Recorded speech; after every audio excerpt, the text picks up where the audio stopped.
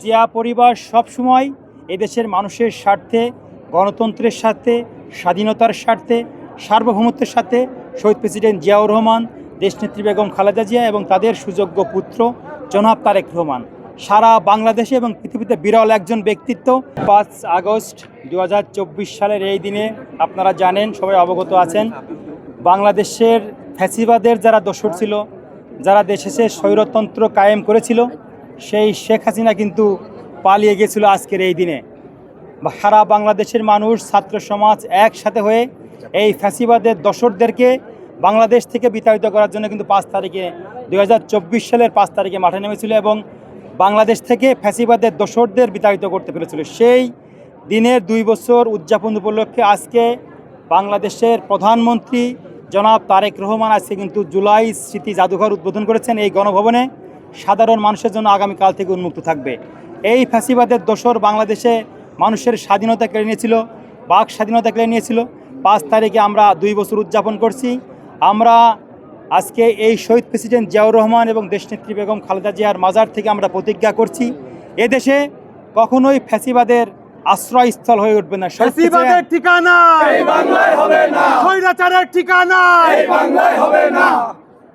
1971 সালে শহীদ প্রেসিডেন্ট জিয়াউর রহমান রণাঙ্গনে বীর মুক্তিযোদ্ধা করে এদেশকে স্বাধীন করেছিলেন। 90-এ দেশনেত্রী বেগম খালেদা জিয়া রাজপথ থেকে এদেশ থেকে ফ্যাসিবাদের মুক্ত করেছিলেন। 24-এ তারেক রহমান কিন্তু ফ্যাসিবাদ মুক্ত বাংলাদেশ নির্মাণ করতে পেরেছে। জিয়া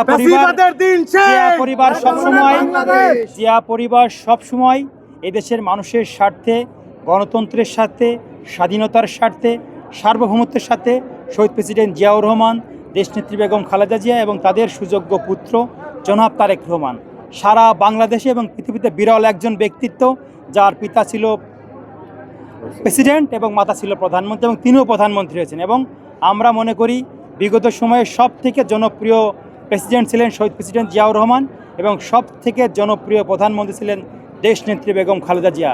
এবং আমরা মনে করি কাজের মধ্য দিয়েই এই দুইজনকে ছাড়িয়ে যাবেন তাদেরই সুযোগ্য পুত্র তারেক রহমান। আমরা 5 তারিখে আজকে গণভবনে যে জুলাই স্মৃতি জাদুঘর উদ্বোধন হয়েছে, আমরা সেখানে আজকে মিছিল করেছি। ফ্যাসিবাদের ঠিকানা এই বাংলায় হবে না। আমরা বলেছি যে গণভবন সাক্ষী হলো স্বৈরাচার পালিয়ে গেল।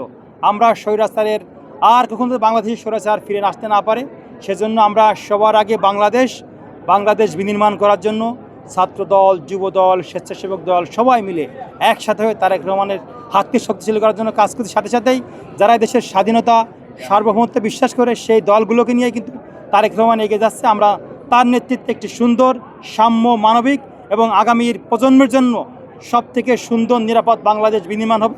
আমরা সেই লক্ষ্য নিয়ে কাজ করে যাচ্ছি।